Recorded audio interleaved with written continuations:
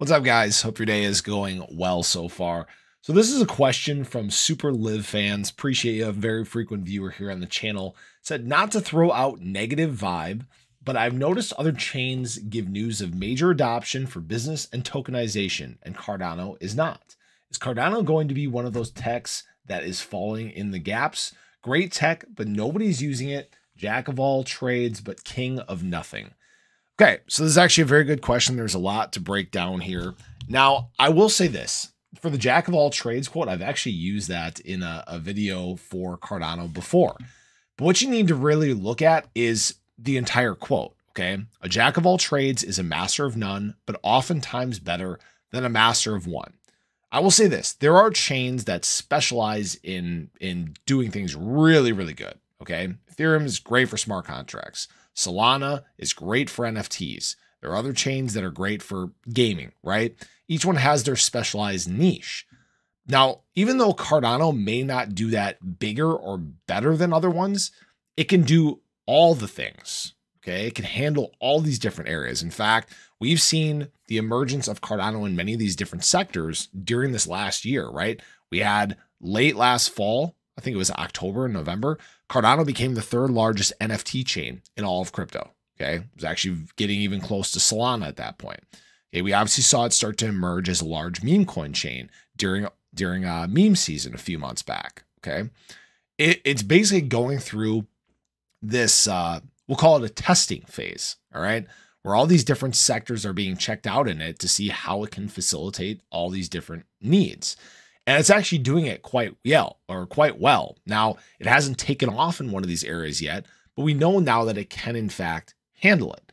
Now, when we look at some of these other chains in terms of, let's talk about like the partnerships and adoption, okay?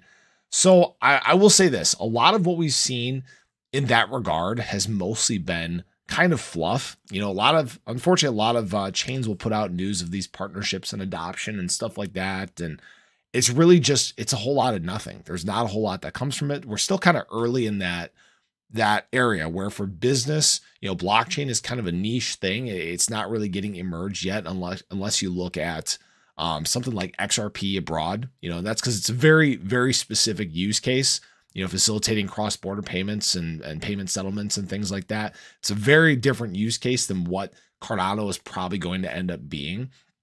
So that's what I'd have to say in that regard. I don't think they're missing out on anything by that.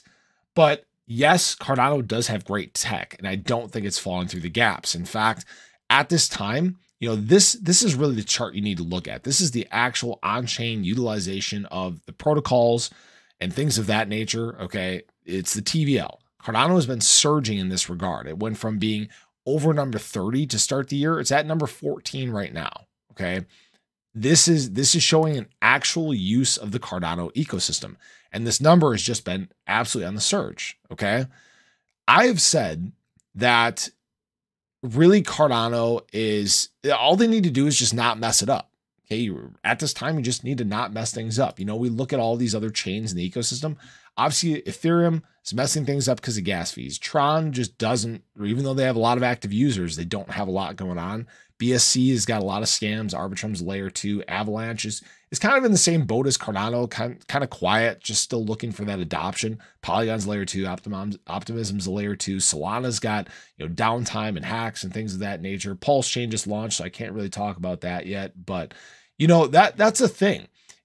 These issues that exist in these other chains aren't really getting fixed right now. Okay, if you guys haven't noticed that, Ethereum gas fees are still high. There's still scams every day on BSC. There's still, you know, exploits and downtime that we see in Solana. I think even over the past 6 months, there's been several of them. But that's the point, is right now Cardano is going through this period where it's got all these separate plot lines that are starting to merge together into a singular story. Okay, I think I've used the Game of Thrones reference before too. If you guys have watched GOT, you guys know what I'm talking about. All these different things going on, but it's finally merging into this one collective plot line. All right. And truly, it's like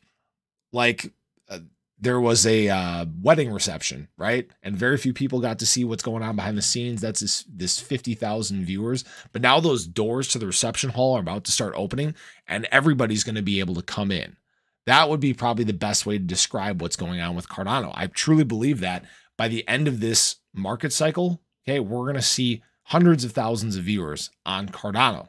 As long as they don't mess it up, as long as there continues to be growth and adoption, as long as they continue this development that is making big pushes for the future in terms of interoperability and scalability and the things that we talk about a nauseating amount here on the channel, it's going to do well. So that's what I'd have to say. Hopefully that answers the question a little better. I'd love to hear you guys' thoughts on this, but I appreciate you guys as always. This one got a little long, but hope you have a great day. I hope to catch you guys in the next one. Take care.